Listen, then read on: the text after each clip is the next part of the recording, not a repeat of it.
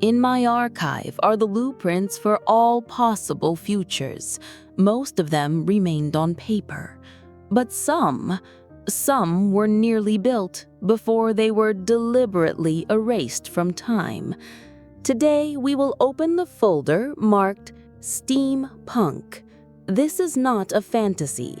This is a requiem for a future that was stolen from us. A requiem for a world without the roar of engines and black smog. For a world of silent, elegant machines that could run on anything that burns. For a world that was so close you could almost touch it. Prepare yourself. You are about to feel a profound sense of loss for the world you currently inhabit. Consider this artifact. The rocket steam car, year 1906. Top speed, 205 kilometers per hour. I repeat, 1906. Faster than most gasoline-powered cars of its time, and almost completely silent. The official history, you are told, is a convenient lie. They tell you that steam engines were slow, inefficient, obsolete. This is the propaganda of the victors. The engineers of that era considered the internal combustion engine a dead end, unsuitable for transport. It had no torque at low revs. It required a complex, noisy gearbox. It stalled at intersections. The steam engine, however, was self-regulating. It automatically increased its torque under load. It was smooth, quiet, and incredibly durable. An engine that could run for 100 years, not 5. And most importantly, it was free. It could run on coal, on wood, on straw, on alcohol, on vegetable oil, on anything that burns. It was not dependent on a single source of fuel, and that was its death sentence. By the 1920s, the automotive and petroleum industries had merged into a single, insatiable monster, and this monster saw in the steam engine an existential threat. The murder was not committed on the open market, but in the back rooms of power, quietly, elegantly, and brutally. First, legislative strangulation. In Britain, a tax is introduced on the weight of trucks, putting heavy steam vehicles at a disadvantage. Then, import tariffs on foreign oil are lowered, making gasoline artificially cheap. Next, infrastructure sabotage. Mysteriously, roadside water pumps, essential for steam boilers, begin to disappear. Suppliers of component parts suddenly break their contracts. And finally, the acquisition and destruction. The manufacturers of steam cars are slowly driven to bankruptcy, and then their factories are bought out by the automotive giants. The equipment is sold for scrap. The blueprints are hidden away in the deepest archives. This was not competition. It was a purge, exactly the same as what happened to the electric streetcars.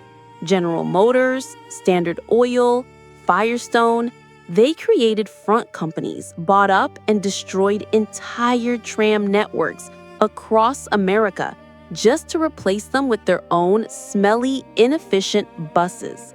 They did the exact same thing to the first electric cars, destroying their own products just to prevent the world from having an alternative. This was not the invisible hand of the market.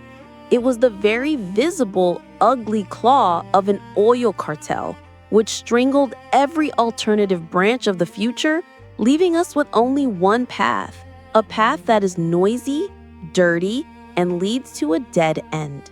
But the ground was only the first front in this secret war.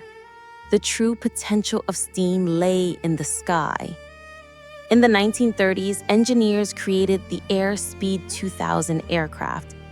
Its propeller was driven by a steam engine, and its capabilities were not just good, they were revolutionary. First, Its power was independent of altitude. Gasoline engines choke in the thin air. Steam does not. At a height of over 2,000 meters, it had a colossal advantage. Second, it was completely silent. Only the whisper of the propeller. Newspapers of the time wrote that a conversation between the pilot and a passenger could be heard from the ground. Imagine silent bombers and reconnaissance planes in the coming war. It would have been total supremacy. Third, economy and multi-fuel capability. It did not require expensive aviation kerosene. Fourth, reverse thrust. Upon landing, the pilot could reverse the engine, and the propeller spinning in the opposite direction would stop the plane almost instantly. This was not just a technology, it was a different philosophy of flight. Quiet, efficient, harmonious. And it was killed. The plane flew until 1936, and then its trail simply disappears from history. The engineers who proposed their ideas to major aviation firms were ridiculed and rejected. The oil and aviation giants could not permit the existence of aircraft that were not dependent on their kerosene. The story repeated itself, but this time in the sky. One would think the Soviet Union, a planned economy, free from the dictates of the capitalist. This is where steam technology should have flourished. But the reality was even more cynical. In 1935, top engineers proposed that the government begin development of steam-powered cars and tractors. Their plea was ignored. In 1949, the Yaroslav automobile plant produced a trial batch of a steam-powered truck, the Nami 012, which ran on firewood, the perfect vehicle for the logging industry. It showed brilliant performance, but it was never put into mass production. Why? Why did a country preparing for war refuse silent, high-altitude aircraft? Why did a country with immense forests refuse trucks that ran on wood? The answer is shockingly simple. The Soviet economy of the 1930s was completely dependent on Western technology, and their foreign partners made it quite clear to the Red directors: no steam engines. A man by the name of Armand Hammer, the Red millionaire, with ties to both the oil and automotive industries in the U.S., was a friend of Lenin and Stalin. He lobbied for the construction of the Gorky automobile plant by the Ford Company, and it was no trouble for him to convince the Soviet leadership that the internal combustion engine was progress and steam was the past. The conspiracy was global. It penetrated even the Iron Curtain. The interests of the oil cartel proved stronger than ideology. This was not just a lost future, it was a betrayal of a potential that could have changed the lives of millions. And so, the world in which you live is not the result of natural progress. It is the result of a carefully planned act of sabotage. You could have been driving silent, durable cars, fueling them with grass clippings. Your cities could have been clean and quiet. Your airplanes could have flown without a deafening roar.